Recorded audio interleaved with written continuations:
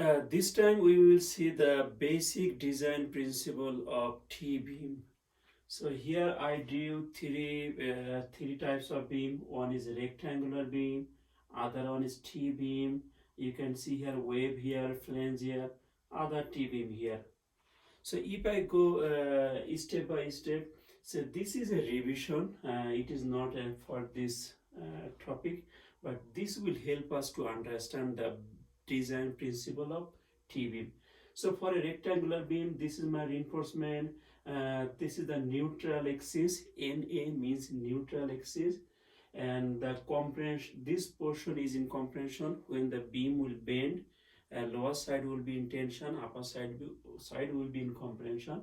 So this is compression zone, and this is equivalent rectangular stress block. Depth is A. You know this. Then this is my compression, and similarly this is reinforcement. It will take tension. Area of reinforcement AS, and Fy is yield stress. So this is tension. My compression is here, and the depth from compression face to the reinforcement is D. And if my block is A and it is rectangular, then this depth, the centroid will be A over 2. The centroid of this rectangle will be A over 2.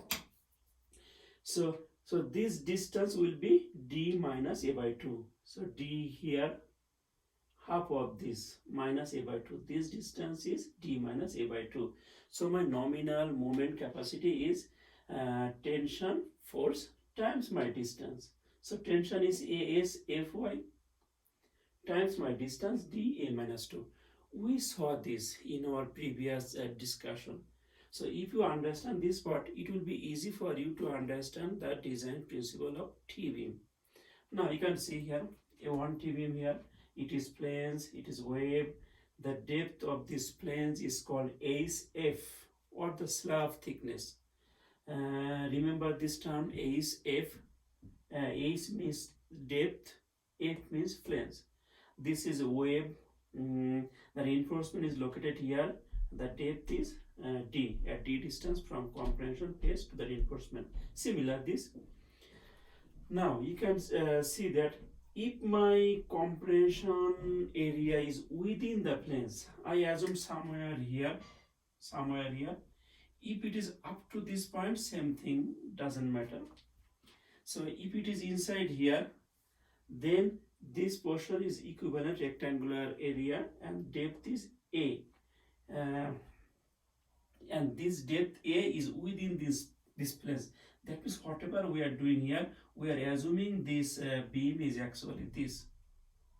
We are assuming that beam is actually this. Now if I go back here, this portion is taking the compression. What about this portion? This concrete is actually useless. It has no structural function. It is just covering my reinforcement. So here I have concrete, or I have concrete, or I do not have concrete, doesn't matter. So here what I am doing, I am assuming that this compression is this B width and this depth. So this is a rectangle. So the centroid of this will be A by 2. Then the depth distance from here to here will be dA over 2. So moment capacity will be AS Fy dA minus 2. So this one and this one exactly same.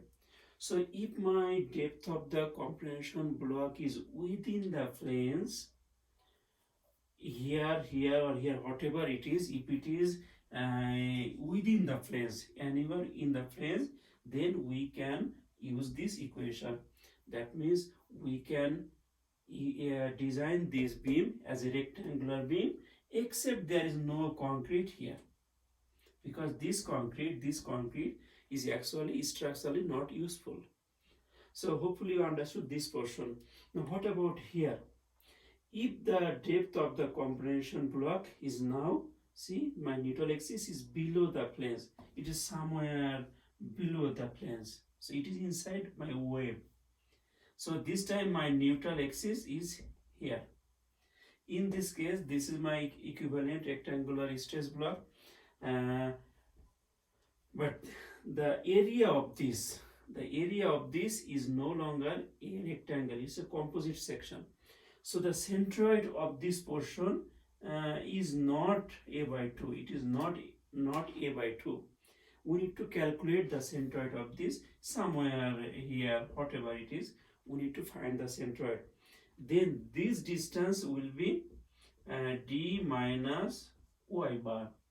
It is no longer a by 2 because this is no longer rectangular, it is a composite section. So this time my moment capacity is as Fy dy bar, d minus y bar. So if you understand this part, that if my depth of the rectangle is within the flange, rectangular beam, T-beam, same.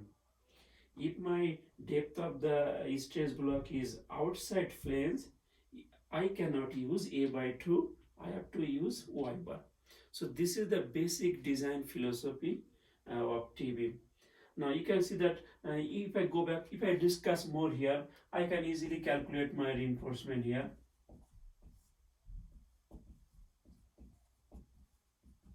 If I rearrange it, same thing here. Here I can also